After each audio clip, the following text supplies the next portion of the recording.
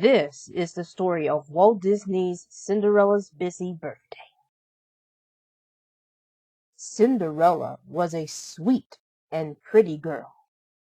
She lived with her mean stepmother and her stepsisters Drizella and Anastasia. They made Cinderella work very hard. "It will be my birthday in a few days," Cinderella said to her stepmother one day. "May I have that day off for a picnic?" "Only if all your chores are done," said the stepmother. Cinderella was kept busy from sunrise to sunset. She lit the fire in the early morning. She mended her stepsisters' dresses in the evening. Cinderella's only friends were the birds and the mice.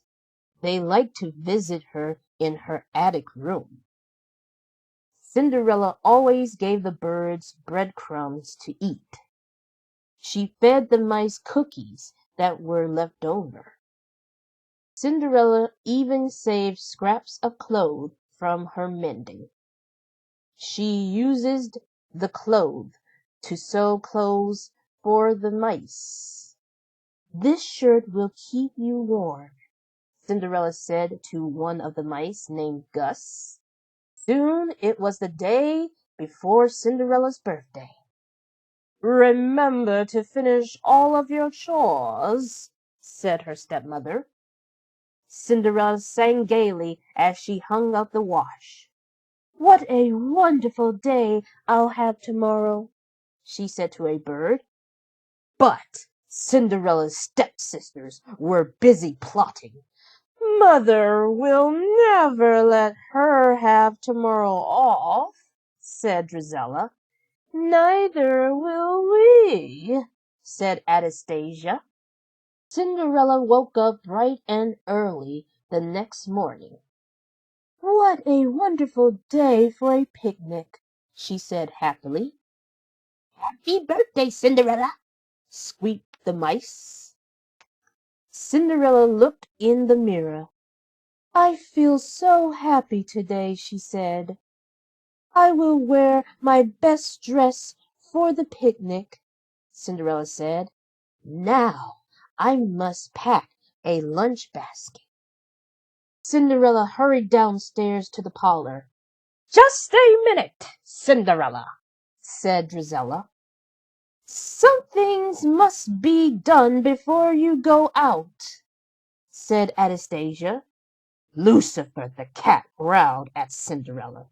He did not like anyone who was friendly with mice.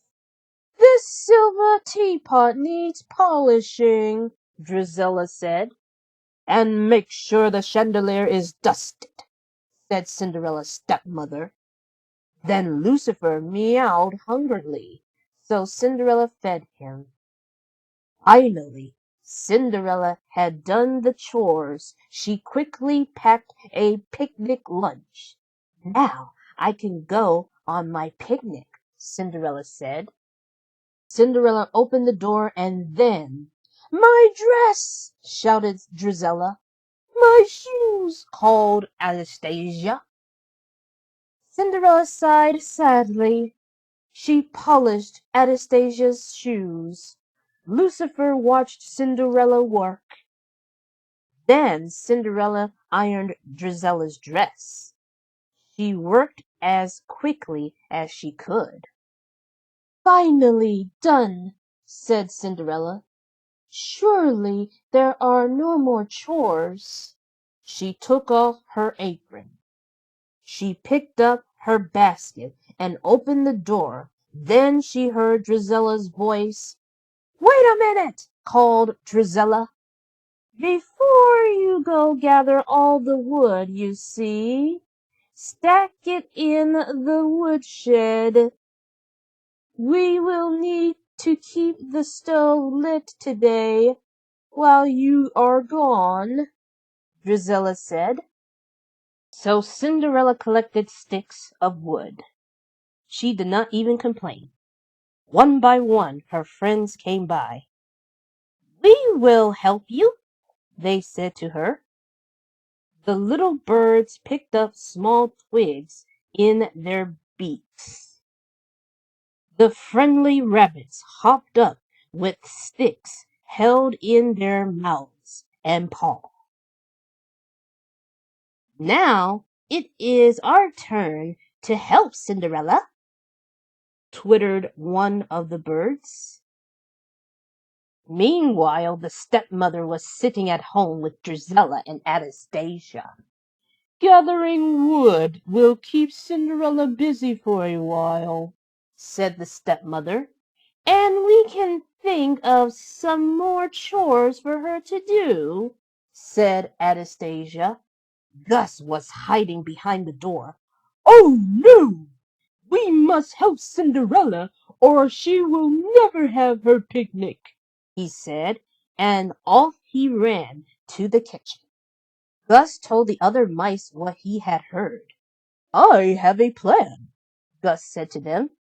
He pointed to the cellar trap door. "Come with me," Gus said to his pal Jack. "We'll go down to the cellar. The rest of you hide here in the kitchen." Gus and Jack ran down the steps. "What should we do?" asked Jack. "Make a lot of noise," said Gus. The mice banged spoons together. Clink.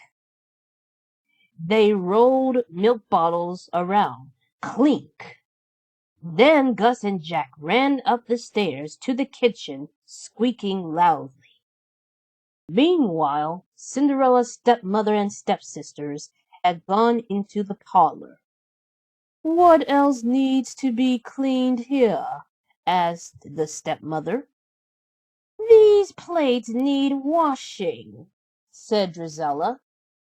"These chairs need dusting," said Anastasia. "There's clearly no time for Cinderella to have the day off," said the stepmother. Then the mean ladies and Lucifer heard noises from the kitchen. Clink, clink, squeak. "What's that?" asked Drizella. They ran into the kitchen. "It must be those awful mice down in the cellar again," said the stepmother. "We can get rid of them now that Cinderella is out of the house. Come, girls, and you too, Lucifer." The stepmother tiptoed down the stairs. Drizella and Anastasia followed her. "It's so dusty," said Drizella. "And dark," said Anastasia. "Don't be a scaredy cat, Lucifer. Find those mice," said the stepmother. "Okay, everyone," Gus said to the mice in the kitchen. "Let's get to work." The mice pushed against the trap door as hard as they could. It snapped shut. "Hurrah! We did it!" cheered the mice. "Now they will have to find their way upstairs in the dark, and that will take some time." By this time Cinderella had gathered all the sticks of wood. "Now it must be time for my picnic. There is still half a day left," she said. There was no one around to give Cinderella another chore to do, so she skipped off to have her picnic with all her friends. "Yes!" squeaked the mice. Cinderella found a lovely spot for her picnic. The woodland animals, the birds, and the mice gathered around her. "This has been a busy, busy birthday," Cinderella said. "I am glad that you are here to celebrate it with me." The animals were glad too. They had helped Cinderella to have her picnic, and that was the best present they could give her. The end. Now that you've heard the story, it is time to have my very own picnic as well. I can't decide whether or not if it's safe to have it outdoors or indoors. Either way, I have to make a decision. But until then, thank you for watching and have a great day.